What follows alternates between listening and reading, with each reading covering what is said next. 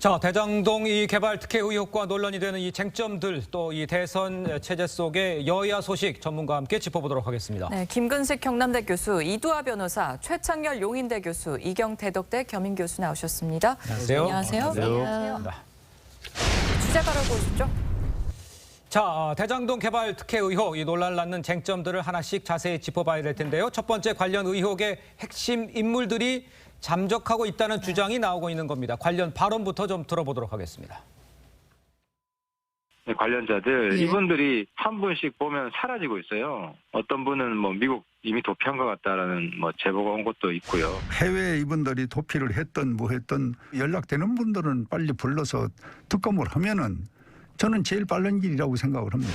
특검하면은 오늘 땡 하면은 내일 합니까? 여야가 합의하고 특검법에 따라서 이제 특검 검사 정해야 되잖아요. 도피할 시간 주는 거 난 벌어주자는 거 아니냐 이게 난 국민의힘한테 한번 묻고 싶고요. 자, 하태경 의원이 이 지목한 사람, 이 남모 변호사입니다. 이 남 변호사는 대장동 의혹의 중심에 있는 이 자산관리회사 화천대유의 자회사인 천화동인 4호의 소유주입니다. 자, 그런데 미국으로 출국을 해서 연락이 지금 안 되는 상황이라고 하는데 이두하 변호사께 좀 설명을 좀 부탁드립니다. 예, 지금 이 남모 변호사라는 사람은 어떤 사람인지 궁금하실 텐데 천화동인 4호의 실소유주로 알려져 있고요. 예. 이 사람이 8,700만 원을 그 SK증권 통해서 특정 금전 신탁으로 투자를 해서요. 1천억 원을 배당을 받았다고 합니다. 근데 예. 이분 부인이 모 공중파 방송 기자였는데요. 예. 어제 이제 이재명 캠프 쪽 분하고 방송을 같이 하면서 얘기를 하는데 그분이 확인을 해주시던데 이 공중파 기자인 부인은 16일 날 사직을 하고 예. 가족들이 미국으로 간 것 같다라고 어. 지금 일부 언론에서 보도가 되고 있는데요. 예. 연락이 안 된다고 하셔요. 미국으로 간 거는 이제 확인을 해야 될 것 같은데 사실 그러니까 이분이 이제 핵심 고리 중에 하나가 아닌가라고 의심을 품고 있는데 부인도 공중파 방송 기자였는데 사직을 하고 예. 가족들이 연락이 다 안 되고 외국으로 출국한 것 같다고 하니까 그 전에 하태경 의원이 이 핵심 키맨들이 잠적을 하거나 해외로 도피하려고 하니까 빨리 이제 조치를 취해야 된다고 했었는데 예. 그 부분에 대해서 같은 생각을 가진 사람들이 늘어날 수 있을 것 같고요. 이 남모 변호사가 중요한 거는 사실 대장동 개발이 그 전에 민간 개발을 하려고 할 때도 이 남모 변호사는 기소됐다가 무죄 판결을 받은 사람이니까 이 부동산 개발과 관련이 많은 변호사 같아요. 예. 그러니까 이 사람이 그리고 지금 공영개발로 성남시장, 이재명 시장 당시에도 이 천화동인 4호로 들어왔다고 하니까 어떻게 이 대장동에서는 민간 개발에도 나타났다가 공영 개발에도 나타났는지도 한번 물어보고 싶을 것 같고요. 그리고 이 사람이 뭐 국민의힘 옛날에 당적을 가졌다. 이제 한나라당인지 그 시절에 당적을 가졌다고 하는데 지금 성남시장, 이재명 시장일 때 어떻게 여기에 끼게 됐는지도 궁금하고 그리고 이 남모 변호사의 1년 후배가 또 변호사가 한 명 있어요. 변호사들이 이렇게 많은데 저희는 뭐 했나 싶기도 한데요. 이 정모 변호사라는 사람은 같은 과, 이 남모 변호사랑 예. 같은 대학, 같은 과 1년 선후배라고 하는데 이 성남도시개발공사 직원으로 들어갔대, 변호사가. 네. 직원으로 들어가서 이 사업자 선정할 때 평가를 절대평가, 상대평가 1, 2차를 하는데 절대평가는 도시개발공사 직원들이 했으니까 그때도 들어가고요. 상대평가는 25명 외부 심사위원 중에 5명 추첨해서 하는데 그때도 내부 사람인데 또 들어가서 평가를 했대요. 예. 근데 이 사람이 업무 태만으로 이 변호사가 일반 직원으로 강등돼서 사퇴를 했다고 하는데 예. 이 변호사랑도 관련이 있으니까 남모 변호사를 수사를 해야지 진술을 들어봐야지 이 정모 변호사가 성남도시개발공사에 들어가서 셀프 심사를 하는데 이 변호사들끼리 무슨 연락이 있었는지 아니면 정말 별개의 일인지도 알 수 있을 것 알겠습니다. 같고요. 예. 확인을 가능할 것 같습니다. 예, 너무 여러 얘기를 해주셔서 예. 이 하나씩 부분만 좀 먼저 하죠. 짚어보겠습니다. 네, 변호사님 말씀하신 대로 일부 주변 사람과 또 연락이 안 되고 있고 부인도 또 사직한 것으로 보이고 미국에 또 간 것은 사실 확인을 좀 화렵긴 해야 되지만 박범계 장관도 이 남모 변호사가 대장동 개발 특혜 의혹과 관련해서 좀 핵심적인 인물이다라고 했거든요. 만약에 미국을 간 게 사실이라면 만약에 이게 사실이면 출국 정지 이런 사람들 출국 정지 시켜야 되는 거 아닌가 싶거든요. 지금 이제 출금은 전 당연히 해야 될 것 같아요. 지금 의혹 인물들이 예. 지금 설명을 자세하게 해주셨는데 이 남 변호사란 분이 2009년도 12월에 설립된 그 판교 판교 프로젝트 금융투자회사의 대표이사였어요. 아까 이제 그 2015년도에 구속됐다는 얘기 나왔었는데 네. 이미 그러니까 이 지금 이 성남 그 대장동에 관련된 민간 개발에 굉장히 관여했던 사람이에요. 네. 이분이 이제 그 공영 개발을 민간 개발로 바꾸기 위해서 로비를 하다가 이제 구속됐단 말이죠. 나중에 무죄로 나왔어요. 예. 그리고 다들 아시겠습니다만 그때 이제 수사했던 사람이 수원지검장이었던 분이고 예. 또 이때 또 변호했던 분은 또 이제 박 전 특검, 박영수 전 특검이 이제 그 화천대유에 고문으로 갔다는 얘기 많이 보도가 됐습니다. 예. 네. 게다가 지금 뭐 아까 4호 그 천화동 4호의 이제 실제 소유주고 네. 8,720만 원 투자에 출자해서 배당액을 1,007억 받고 말이죠. 네. 그러니까 다른 지금 제가 다 적어왔어요. 천화동이 1억부터 7억까지. 네. 얼마나 기가 막힌지 일단 그 팩트 제가 잠깐 말씀드리면 예, 예. 2호 같은 경우는 72만 원, 870만 원 투자해서 101억. 3호는 812만 원 투자해가지고 101억 이것도 역시. 그리고 4호는 지금 말씀드린 8,700만 원에서 1,000억. 예. 5호는 5,500만 원 해가지고 644억. 이런 식이란 말이에요. 네. 이게 나중에 뭐 다들 얘기가 나오겠습니다만 거기에 가장 핵심이 4호라는 게 거의 밝혀지고 있는 거라고 봐야 돼요. 왜냐하면 그 당시도 문제가 됐던 인물이었고 지금도 지금 말씀하신 것처럼 출국했는지 아닌지 모르겠으나 정확하게는. 예. 그런 여러 가지 이유로 볼 때는 의혹의 중심에서 또 이런 이번에 화천대유에 관련된 여러 가지 그 이슈 중에서 가장 중심에 있는 인물이다. 그것만 확실해 보인다는 겁니다. 일단. 예, 알겠습니다. 이경 위원님께 제가 하나만 하고 기회를 드릴게요. 자, 그런데 아까 잠깐 언급을 해주셨습니다만 이 남 변호사 이 과거 이력을 보니까 눈에 띄는 점이 있습니다. 화면을 제가 보면서 설명을 해 올릴 텐데요. CG를 한번 올려주시죠. 자, 남 변호사는요. 자, 2015년요 대장동 사업 개발 로비에 관여해서 구속됐다가 무죄가 확정이 됐습니다. 자, 그런데 당시 변호인은요 박영수 전 특검이었고요. 수사를 지휘한 사람은 강찬호 당시 수원지검장이었습니다. 네. 자, 이들이 각각 화천대유의 고문과 자문 변호사의 이름을 올렸다? 이게 흔한 일인지 이게 좀 궁금한데, 자, 이경 교수님 말씀을 좀 해주시죠. 지금 이것도 저희 이제 민주당이나 이재명 캠프에서도 지금 이 부분에 대해서 중점을 두고 이건 정말로 수사를 해야 된다라고 얘기하고 있는데요. 예. 왜 그러냐면 우선 첫 번째 남모 변호사 뭐 2008년 한나라당 보도자료에 따르면은 한나라당에서 중앙 그 청년에서 뭐 부위원장으로 임명을 받은 사람입니다. 그러니까 한나라당 소속이라는 거죠. 뭐 여기서 손절할 필요는 없을 것 같아요. 한나라당 그 국민의힘 당 쪽에서도. 예. 그리고 지금 보시면은 관련돼서 또 여기에 최순실 변호를 했던 사람 그리고 박근혜를 구속시켰던 사람이 천화동인, 그러니까 화천대유 연관된 천화동인에 다 관련이 있습니다. 예. 지금 남모 변호사도요. 이 변호사에 대해서 한마디로 뭐 변호를 했던 사람, 또 뭐 수사를 했던 사람, 막 이런 식으로 막 다 혼재되어 있어요. 그래서 이 부분에 대해서는 좀 일반적인 국민의 시각으로 봤을 때도 이건 좀 뭐가 이상하다. 그러니까 근데 여기서 팩트 하나는 다 법조인들이다 이런 겁니다. 그런데 예. 이 법조인들을 모은 사람이 누구냐? 예. 화천대유의 대표인 사람이 법조계 기자를 30년을 했다고 한 거 아니겠습니까? 그래서 이 부분에 대해서는 왜 이렇게 된 것인가? 이건 정말로 수사를 밝혀내야 된다. 예. 그리고 여기에 또 관계된 사람들이 국민의힘 의원들이 관계되어 있는 것입니다. 우리 우리 김근식 교수님께서도 모 언론에서 이런 말씀하셨어요. 캐면 캘수록 국민의힘 사람들이 더 연관된 게 많이 밝혀지고 있지 않냐 이런 말씀하셨거든요. 맞습니다. 이것을 계속해서 이걸 정확히 수사를 밝혀내야 되는 것이 맞습니다. 그런데요, 갑자기 이거는 국정조사하자고 합니다. 근데 국정조사의 주인공이 누굽니까? 이재명을 두고 하자는 것입니다. 근데 보통 국정조사는요, 이렇게 수사나 검찰이나 경찰이 수사를 했을 때 부족했을 때 특검이나 국정조사가 들어가는 것이지 지금 이재명 후보하고 연관된 것이 단 하나도 나오지 않은 상황에서 예. 그때 이재명 후보가 민간 개발을 공공 개발을 바꿔온 상태입니다. 예. 그래서 정말 공산당 소리도 듣고 아주 많은 협박을 많이 받았던 상황인데 예. 이거를 이재명 후보와 너무 억지로 연관짓는 것은 무리가 있다라고 생각이 듭니다. 아직 이재명 지사와 연결된 어떤 관련성도 나온 것은 사실 없습니다. 예. 받으실 그러니까 아까 뭐 제가 방송에서 국민의힘 인사가 캐묻혀서 나온다고 얘기했더니 그건 제 이야기가 아니고요. 이재명 캠프에서 한 이야기라서 제가 그걸 받아가지고 그러니 국정조사 특검을 두려워하지 말라고 제가 근데 어제 말씀드린 YTN 거고요. 방송에서 그렇게 그러니까 얘기하셨어요. 제가 다시 그 한번 오해 모니터링 소지가 해보세요. 있게 해석하시면 안 되고 지금 이재명 지사가 처음부터 이건 국민의힘 게이트다고 이야기했고요. 예. 그렇습니다. 그다음에 민주당에서도 이게 적반하장이다고 이야기했습니다. 그래서 계속 국민의힘 인사가 나온다고 이야기를 하면서 국민의힘이 원죄라고 이야기를 하고 있으니 그러니까 국정조사 여야가 합의하면 간단한 거 아니겠느냐. 특검도 우리가 해서 떳떳하고 당당하고 하니까 제발 좀 진상을 규명해 달라는 이야기를 한 것이고요. 국민의힘 관련된 인사가 지금 나오죠.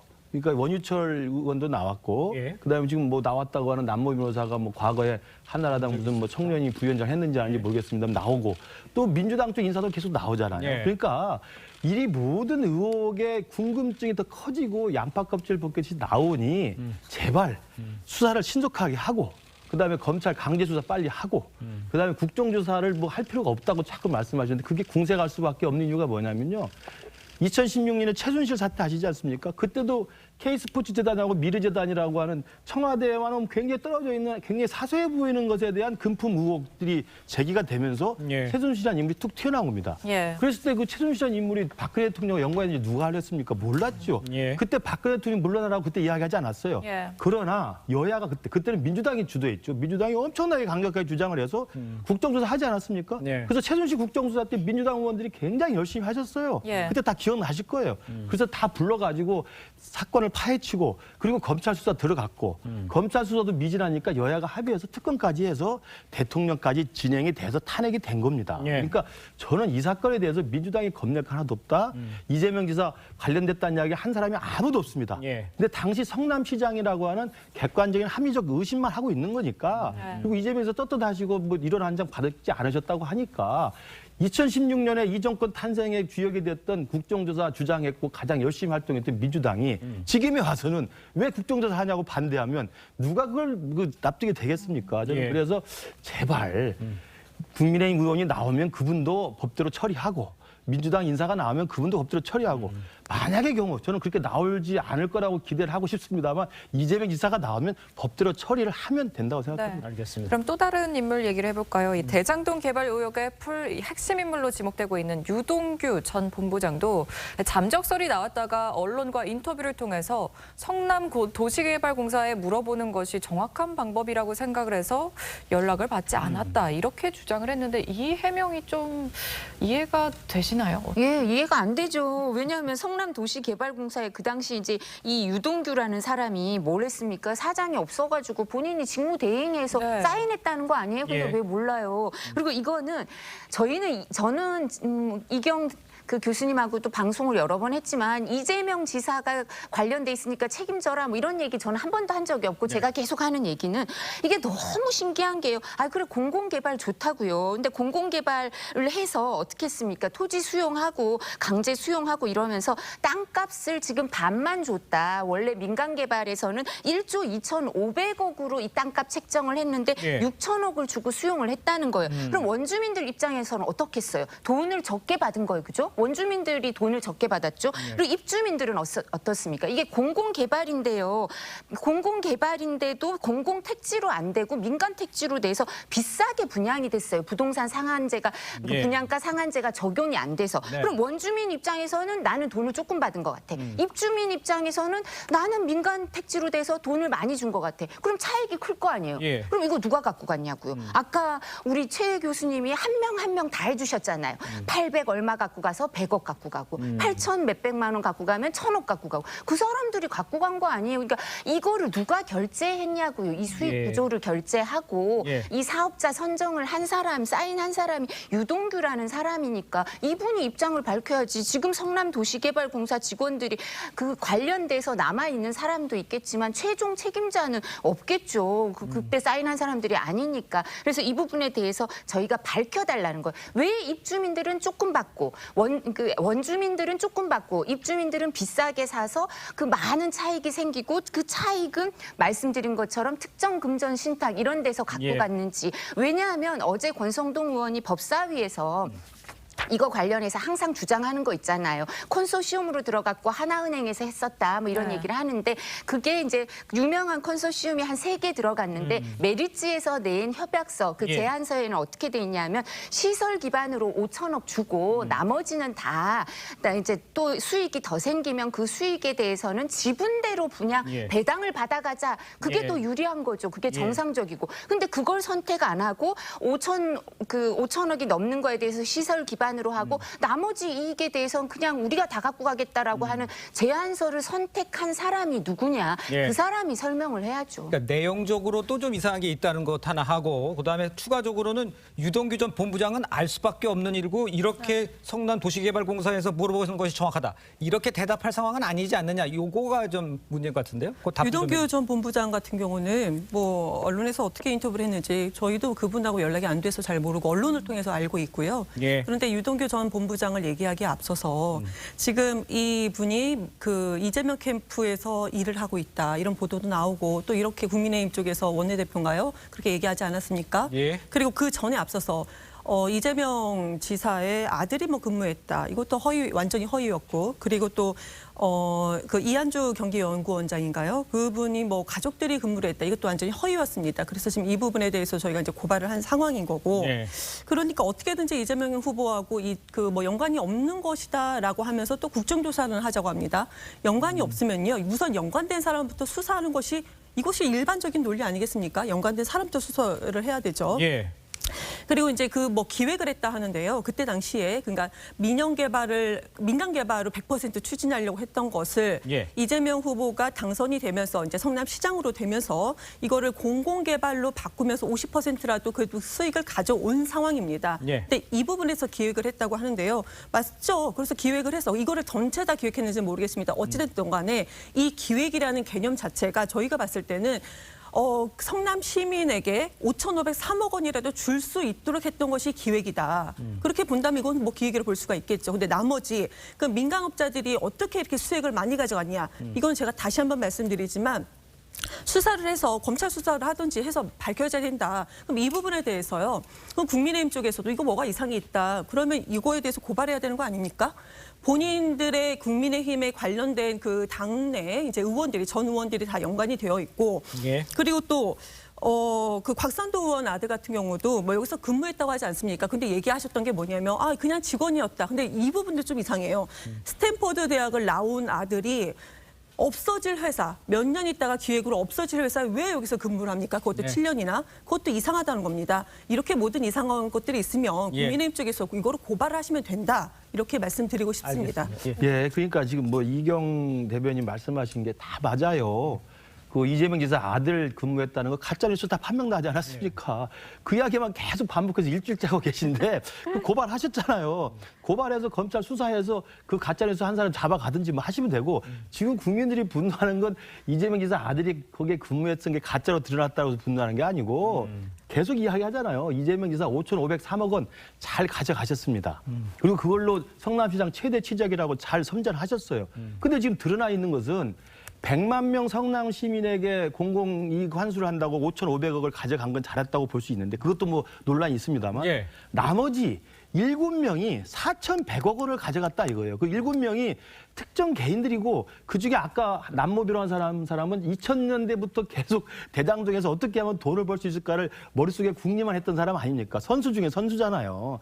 그 변호사 들어와 있죠. 네. 그다음에 지인들 들어와 있죠. 김만배라고 하는 이 키를 쥐고 있는 사람에 관련된 사람들이 7명이 1,000배 이상의 수익을 내면서 4,000억을 가져간 것에 대해서 예. 이재명 지사가 알았느냐? 뭐 이거 몰랐으면 몰랐다고 할 수 있어요. 근데 몰랐다면 이게 개발 이익의 공공환수라고 자랑하지 말라는 거고요. 겸손하라는 거고. 네. 그리고 또 몰랐다면 이게 무능한 거고 무책임한 거고요. 알고 됐다면 뭔가 수상한 뒷거리가 있을 거라는 예. 합리적 의심을 제공하는 거니까 예. 거기에 대해서 너무 이렇게 발끈하실 필요가 없다고 생각해요. 그래서 간단하게- 말씀하신 것처럼 네. 아니, 강제 수사 반드시 해야 되고요. 예. 뭐 이경 대변인도 동의를 하고 있고 다 이야기하고 이재명 지사조차도 지금 신속하게 수사를 의뢰하고 있으니까 강제 수사했으면 좋겠는데 왜 안 하는지 이해가 안 가고요. 이미 이제 배당된 사건들이 있습니다. 전철협에서도 배임 혐의로 지금 고발장에 들어가 있고요. 그다음에 이재명 캠프도 또 김기현 대표를 또 허위사실 유포로 지금 고발했기 때문에 수사를 하면 되는데 이것도 저는 조금 드리고 싶은 말씀이 지난주에 있었던 지지난주 고발 사주 때는 어떻게 했습니까? 예. 민간단체가 고발을 하니까 4일 만에 전격적인 압수수색을 5군데 했어요. 지금 고발장 들어갔으면 검찰이 눈치 보지 말고 저는 이게 이재명 지사 절대 떨지 마십시오. 이재명 지사를 제가 겨냥하는 게 아니에요. 단지 이재명 지사 스스로도 대선 후보 되시고 본선 가시려면 깔끔하게 정리를 하셔야 되니까 검찰이 신속하게 강제 수사 하시라는 제가 거죠. 이야기를 하기 전에 지금 토론을 해야 될 포인트가 여러 군데가 있는데 한번 마이크를 잡으시면 너무 방대하게 얘기를 해서 진도가 안 나가니까 네. 하나하나 쟁점을 짚어가면서 할게요. 그거 하나 말씀드릴게요. 예. 성남공사가 하는 얘기가 있어요. 지금 예. 성남시 개발공사가 언론 보고 천화동인가 화천대유를 알았다. 네. 그렇게 얘기를 했죠. 예. 예. 그렇게 얘기했어요. 그게 납득이 가지가 않는다 이런 얘기예요. 왜냐하면 이 구조 자체가 성남도시개발공사와 성남의뜰 화천대유가 이렇게 같이 맺혀져 있는 사업 구조예요. 예. 그 속에서 이제 그 성남시개발공사가 이 프로젝트 금융회사를 이제 지배하고 그다음에 자산관리회사가 AMC라는 거 아니에요? 또 화천대유 이쪽을 지배해서 같이 하는 거였단 말이죠. 근데 어떻게 난 성남시개발공사가 언론 보고 천화동인가 화천대유 알았다고 얘기하는지 이런 것들이 하나씩 궁금하다는 거예요. 뭐 양쪽이 정당대 얘기하는 건 그렇다 치고 근데 또 하나가 그 컨소시엄 구성 내역을 공사가 알 수도 없고 알 필요 없다. 이거 너무 무책임한 얘기 아닙니까? 이렇게 엄청난 1조 2천억 원짜리 사업을 하는데 어떻게 그렇게 얘기를 할 수 있어요? 이런 부분들이 일반 우리 같은 양쪽 정당에 소속되지 않은 사람이 보기에는 납득이 안 가는 거예요. 그러니까 이런 걸 설명을 분명히 해줘야죠. 네. 그러고 난 다음에 뭐 양대 정당이 싸우든지 말든지 해야 되지 이런 것들은 놔두고 자꾸 자신들에게 선택적인 것만 얘기한다 이런 얘기예요. 알겠습니다. 이거 제가 납득이 가지 않아요 도대체. 네, 저희가 또 하나씩 짚어볼 텐데 다음 논란은 이 자산관리회사 화천대유의 초기 사업자금 출처가 확인이 됐습니다. 2016년에 400억 원을 대여했는데 빌려준 주체가 개인 3이다 이렇게 적혀 있거든요. 근데 이 인물이 최태원 SK그룹 회장의 동생 최기원 SK행복나눔재단 이사장으로 확인이 됐는데 최 이사장은 뭐 재미 보지 못했다, 세부적인 거 몰랐다고 하고 있는데 이건 어떻게 보셨습니까? 근데 이것도 너무 신기한 거죠. 뭐 저희가 이제 그 평가를 하기가 참 적절하지 않을 수 있는데 이 키넨 파트너스의 대표가 이 행복나눔재단 최기원 이사장이 이사장으로 있는 재단의 이사 중에 한 명이고요. 예. 그리고 또 뿐만 아니라 이 모친이 이제 미술관을 하셨던 박모 씨인데 이제 최기원 회장, 최태원 회장의 모친이에요. 그 기리는 문화재단이 있어요. 예. 어머니 이름을 딴. 그 문화재단의 공동대표를 이제 키넨 파트너스의 대표가 해서 이제 재벌가 기업인들 사이에 소문이 나기로는 이제 최태원 회장의 측근이다. 예. 최기원 이사장은 최태원 회장의 유일한 여자 형제죠. 예. 그러니까 가깝겠죠. 그래서 이제 최기원 이사장하고도 잘 알 텐데, 근데 400억 원을 빌려줬다고 주장을 해요. 대여를. 네. 대여를 했는데 이 돈 중에 350억 원을 화천대유에다가 이제 화천대유 중에 메토를 그 담보로 잡고 이거를 그 예. 화천대유 뭘 보고 했는지 모르겠지만 그 350억 원을 또 빌려줬는지 이렇게 주장을 해요. 키넨 파트너스에서. 예. 근데 자기네 이제 오너 그 박 전 대표 이 키넨 파트너스의 대표 입장에서는 자기가 모시던 가장 가까운 회장님 그 이사장님에게 그 가족 개인 재산이잖아요. 네. 이걸 그 자산 관리 회사한테 빌려준다? 예. 이게 이렇게 프로젝트 파이낸싱을 하진 않아요. 왜냐하면 은행권에서 받으면 되거든요. 담보 네. 가치를 평가받고. 근데 이렇게 안 하고 이렇게 개인 대여 방식으로 했다는 것도 특이하고 네. 그다음에 나중에 이게 이율을 25%까지 주거든요. 이자 제한법상 상한선에 거의 거기까지 딱 채워서 돈을 주는 거예요. 그것도 너무 이상하고 중간에 또 이 돈을 투자금으로 전환시켜서 또 투자금으로 또 이 부분을 이제 투자액 이제 반환해서 그 부분도 또 수익을 보장해줘. 그러니까 이런 식으로 하니까 이 화천대유가 아주 안정적인 걸 알고 일부러 한 거 아니냐. 실제 전주 아니냐. 그래서 SK 이쪽에서도 이 부분을 알았던 거 아니냐. 그리고 이상하지만 특정 금전 신탁도 SK증권을 통해서 했잖아요. 예. 근데 특정 금전 신탁 해보시면 알잖아요. 한 예. 800만 원 갖고 가서 해달라 그러면 안 해주거든요. 예. 안 해주거든요. 왜냐하면 그 특정 금전 신탁에서 그 증권회사가 받는 수수료율은 0.6%에서 2.6%, 3%를 절대 안 넘어요. 그럼 800만 원 정도 갖고 가면 수익률이 100%라 그래도 실제 증권회사가 갖고 갈 수 있는 수수료가 몇십만 원이니까 서류 작업한 값도 수익도 안 나오기 때문에 안 받아요. 보통 한 2, 3억 돼야 받아줘요. 근데 이 경우는 SK증권이 왜 이렇게 천화동인 1호부터 4호 800 몇십만 원씩 갖고 간 거 5천 몇백만 원 갖고 간 걸 받았는지도 이상한데 최태원 회장의 동생이 또 몇백억을 빌려줬다니까 또 이상하죠. 알겠습니다. 네. 네, 일단 말씀하신 것 중에서 이 2015년 키넨파트너스라는 이 투자 자문사로부터 화천대유가 291억 원을 빌렸습니다.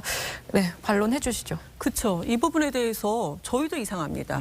그런데 지금 이상하면은 인물들을 구성을 보고 하나씩 짚어봐야 돼요. 네. 그래서 저희도 여러 번 말씀드리지만 이 부분에 대해서 정말 명백하게 수사가 돼야 된다라는 점입니다. 네. SK재단이 나왔어요. 우리 그 교수님께, 우리 변호사님께서 말씀 주신 것처럼 그런데 왜 화천대유에 SK재단까지 연관이 됐는데 왜 화천대유에 그런 식으로 거액을 빌려주냐, 뭘 보고 빌려주냐. 저희도 이거는 좀 의혹이 있습니다. 오케이. 그러면 그 화천대유에 연관된 사람이 앞서서 말씀드렸지만 국민의힘 국회의원들입니다. 그리고 또 법조인들입니다. 예. 여기 민주당 국회의원이나 민주당 사람들 연관된 사람이 단 한 명도 없습니다. 이게 좀 이상한 거고요. 그리고요 지금 왜 민자 개발을 하면서 왜 그 공영 개발을 하면서 왜 민영 개발 그러니까 개발업자들 민간 개발업자들한테 왜 이런 많은 수익을 돌려주게 하고 있느냐 그 부분도요. 처음에 이거 어땠습니까? 국민의힘 쪽에서 이거 민영 개발로 100% 그러니까 민간 개발로 100% 밀어붙인 것을 이재명 그때 당시 성남시장이 오면서 반이라도 공공개발로 바꾸면서 반이라도 가져왔습니다. 근데 그때 당시에요. 성남시 의회에서 이거 안 된다고 얘기 많이 했어요. 민영개발로 무조건 해야 된다. 근데 이제 와서 또 국민의힘은 뭐라고 합니까? 그때 민영개발을 100% 하라고 했던 국민의힘께서 야 왜 이렇게 그러면 그 수익을 공공개발해서 수익을 이거밖에 가져오지 못했냐 이렇게 모순된 주장을 하고 계시니까 이거 좀 저는 좀 이상하다 정말 모순된 있다라고 말씀을 드리는 것입니다. 과거에 민간 개발이나 이제 공공 개발을 했다는 그 문제는 과거의 문제고 지금 이제 발생한 후에 그 후에 벌어진 일에 대해서 얘기를 해야 되는 그러니까 거거든요. 이게 다 연관이 되어 있는 거잖아요. 그러니까 이경 대변인께서 계속 하시는 말씀이나 논리가 저겁니다. 그러니까 가짜뉴스 몇 개 가지고 이게 가짜뉴스 퍼뜨리지 마라. 안 퍼뜨립니다. 가짜뉴스 다 확인됐고요. 아니, 교수님, 그다음에 제가 이게 어떤 가짜뉴스를 과거에 얘기했습니까? 국민의힘이 민간 개발 미리 하고 민간 개발 하려다 공개를 반대하지 않은 그랬어요. 그거 인정합니다. 누가 뭐라고 합니까? 그 이야기를 그만하시고 예. 그 다음에 2015년에 새로 시작한 공영 개발의 수익 배분 구조가 너무나 회개하니까 이 수익 배분 구조에 100만 명 성남 시민에게 이익을 환수하겠다고 떵떵거리며 자랑했던 이재명 지사가 5,500 가져간 것까지만 알았는데 네. 7명이라는 알지도 못하는 정체불명의 괴한들이 괴한이라는 말 포기하겠습니다. 정체불명의 사인들이 예. 거기 사람들이 국민의힘 사람들인지 이재명 사람들인지 유동규 사람인지 모르겠어요. 예. 그 정체불명의 7명이라는 사람이 일확천금의 돈벼락을 맞은 것들을 몰랐던 것이 드러난 겁니다. 예. 그거에 대해서 당시 설계자가 유동규 본부장이고 유동규 예. 본부장이 당시 성남시장 이재명 시장이 최측근이니 예. 해명을 해달라고 요구하는 것이고 불법적인 흐름이 있으면 수사해달라는 예. 거. 그 이야기에 대해서 설명을 해야지. 야, 너희들이 옛날에 그때 2012년에는 민간 개발 하려고 하자는 알겠습니다. 그 이야기가 무슨 의미가 있습니까? 저희도 잘못했어요. 그때 예. 잘못했는데 지금 와서 어떻게 했는지 설명을 해달라는 잠시만요, 이야기예요. 교수님. 예. 흥분하신 걸 알겠는데 괴한이라는 표현은 좀 아직 확인된 게 없으니까 지나쳤다 이렇게 말씀드리고요. 자, 다음 쟁점을 좀 더 확인해 보도록 하겠습니다. 이재명 지사의 이 말바꾸기 논란입니다. 이 최근 해명과 기자회견에서는 고위험, 고수익, 즉 하이리스크, 하이리턴 이런 사업이다라고 주장을 했었는데 2012년에는요 다른 이야기를 한 겁니다. 먼저 최근 발언부터 들어보시도록 하겠습니다. 우리 입장에서는 확정 개발 이익을 최우선 배당 또는 시행하기로 약정을 했기 때문에 그 나머지 손해나면 그분들이 부담하는 거예요. 위험 부담을 하는 거죠. 개발 이익이 많이 날 경우를 가정해서 이익을 환수하는 장치를 왜 안 만들었냐 그러는데 그러면 부동산 가격 떨어졌을 때 우리가 손실을 같이 부담해라고 얘기할 거 아닙니까? 근데 우리는 그런 위험 부담을 할 수가 없죠. 할 필요도 없고.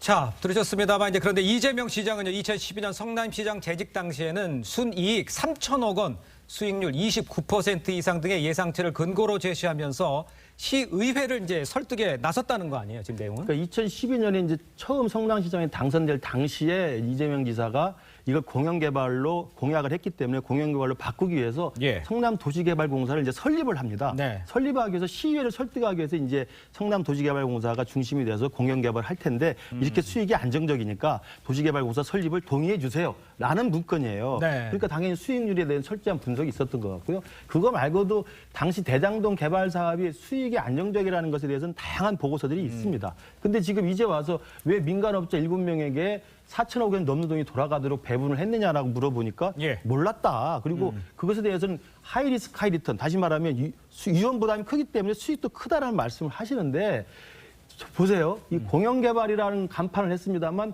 민간이 같이 한 민간 합작 개발 아닙니까? 네. 그러다 보니까 아까 이두합이라 설명한 것처럼 토지 수용은 싸게 편하게 할 수 있었습니다. 왜냐하면 이 시행업자가 할 수 있는 가장 큰 위험이 뭐냐면 토지를 어떻게 수용하느냐의 문제입니다. 예. 근데 공공개발을 해버렸으니까 수용권을 발동하니까 싼 값에 수용이 간단히 됩니다. 네. 두 번째는 인허가 문제가 어려운 문제인데 성남시가 나서서 주도적이기 때문에 인허가도 쉽게 해결이 돼요. 그렇죠. 그다음은 이제 분양에 대한 호재입니다. 그러니까 과연 이 부분이 분양할 만한 수익성 있는 위치에 있는 좋은 환경이냐 했을 때는 누가 봐도 그 남판교 지역에는 터널 하나만 뿔면 판교권이에요.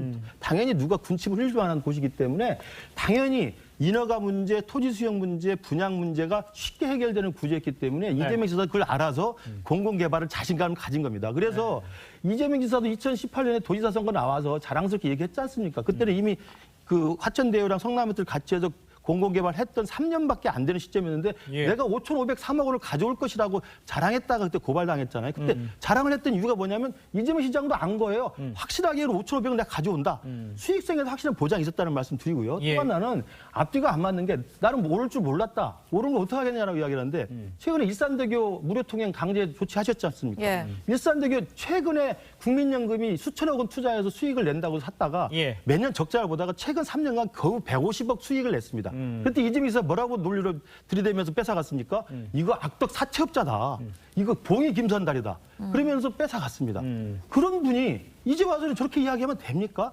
제발 논리의 일관성, 자기 말에 대해서 스스로 자승자박하지 않도록 예. 해주시길 바랍니다. 자, 반박을 네, 해주시죠. 5,503억 원 가져왔다. 이건 결과를 얘기한 것이고요. 예. 그리고 선거에서도 이제 그 결과를 얘기해서 이게 최종심까지 무죄를 받은 것입니다. 한마디로 뭐냐면 이때 당시에 수익에 상관없이 네. 그때 당시에 부동산 경기가 상당히 안 좋았습니다. 그때 당시에는 2014년, 15년도 말씀을 드리는 거고 수익에 상관없이 무조건 이거는 공모, 컨소시엄 공모를 통해서 하나은행 컨소시엄이 이제 선정이 된 것인데 이 과정에서요.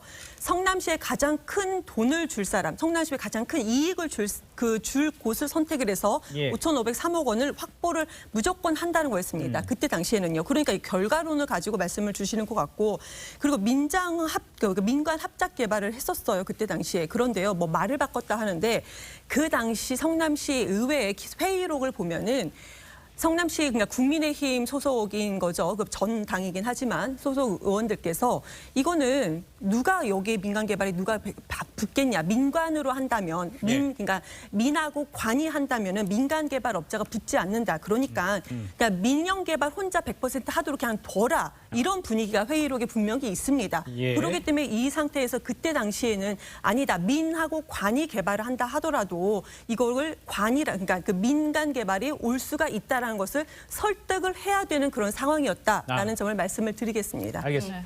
이재명 지사가 최근에 이거 갖고 긴급 기자회견을 한 28분, 30분 안 되게 하더라고요. 예. 국회 소통관에서.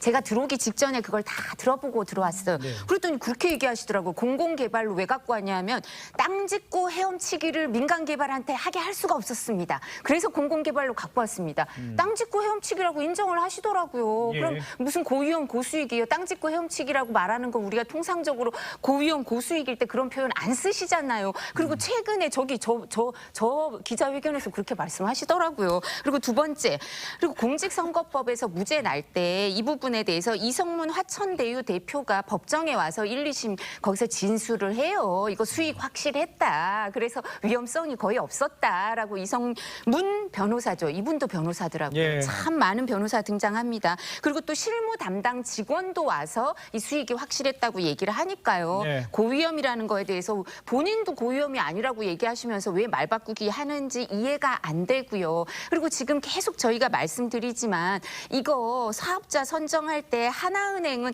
그냥 시설 기반 5천억 제공하고 이상, 그다음에 5천 얼마쯤 제공하고 나머지는 부분은 우리가 다 갖고 갈게요. 이렇게 계약서를 냈고요. 예. 메리츠는 5천억 시설 기반 제공하고 나머지는 지분에 따라 배당합시다. 이렇게 얘기를 했어요. 그러면 누구를 선택해야겠어요? 그래서 왜 이런 선택을 했는지 회의록 내고 하라고 하니까 의회에서 도의회, 시의회에서 회의록을 내라 그러니까 안 내겠다고 하니까 이상한 거고요. 이거를 사인을 한 사람이 유동규 전 본부장이니까 설명해달라는 거고요.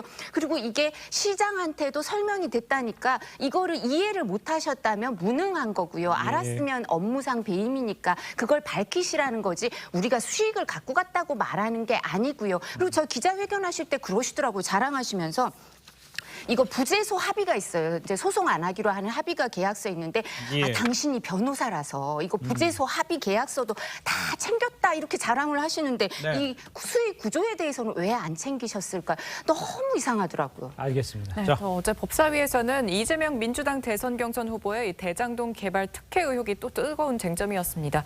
권성동 국민의힘 의원과 이재명 캠프의 수행실장인 김남국 의원의 공방 직접 보시죠. 100% 공영 개발해도 100% 성공하는 사업을 민간업자들하고 나눠먹은 거. 이게 시장으로서 임무를 위배한 것이고요. 권성동 의원님께서 말씀하신 것이 너무 좀 사실과 다른 것들이 너무 많아서 기가 막혀서 쓰러질 뻔했습니다. LH에서 원래 2004년도에 공공사업으로 하려고 했습니다. 그런데 이명박 대통령 뭐라 그랬는지 아세요? LH는 민간회사와 경쟁할 필요가 없다. 권성동 의원님 말씀해 보세요. 응? 100% 공영 개발했으면 된다? 100% 공영 개발 못합니다. 그거 못하게 막은 사람 또 누굽니까? 바로 그 당시에 새누리당입니다. 새누리당. 적어도 공공의 이익을 환수하기 위한 굉장한 노력을 했다라고 평가해야 되는 거 아니겠습니까? 권성동 의원님? 네. 이재명 후보에 대해서 충성심을 보이는 건 좋은데 질의 과정에서 제 이름을 계속하면서 저를 야단치듯이 얘기해요. 권성동 의원님 하면서 사과하십시오.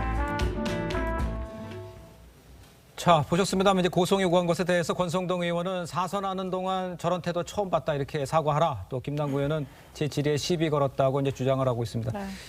최치영 교수께서 어떻게 지금 보십니까? 양당에서 나오신 분들이 계셔서 계속 이제 오늘 좀 치우친 얘기들을 하시는 것 같은데 네. 저 법사위도 상임위도 마찬가지예요. 예. 김남국 의원이 전 좀 유감스러운 게 아까도 그런 지적이 약간 나오는 것 같은데 과거 얘기를 자꾸 할 필요가 없다 그런 얘기예요. 네. 현재 벌어진 것 이거에 대해서 얘기하면 되는 거예요. 그다음에 네. 과거에 있었던 건 국민의힘이 됐건 민주당이 됐건 수사에 들어갈 거 아닙니까? 예. 수사에 들어가면 밝혀지면 되는 건데 글쎄 이건 제가 볼 때 프레임을 자꾸만 서로 거는 것 같아요. 그러니까 지금 이제 민주당에서는 국민의힘 게이트다라고 얘기하는데 저는 그건 좀 납득이 안 가요. 그러니까 이건 어쨌든 성남시가 개발한 거잖아요. 민관 개발로.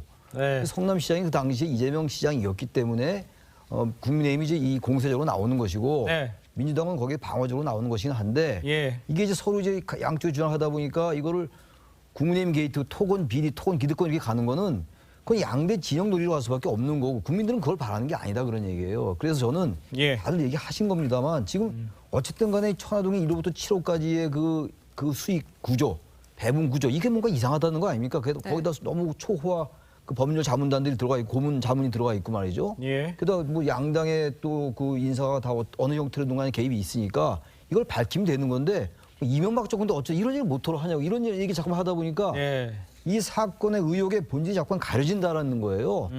저는 객관적으로 볼 때 그런 말 정치인들이 좀 자제했으면 좋겠어요. 그러고 나서 좀 밝혀진 다음에 그때 뭐 지정 대결 하든 뭐 대선에 관련돼서 얘기를 하든 이렇게 얘기하라는 얘기입니다. 저는. 네. 네, 민주당은 오늘 오후 6시에 대선 후보 선출을 위한 광주 전남 지역 권리당원과 대의원의 투표 결과를 공개합니다.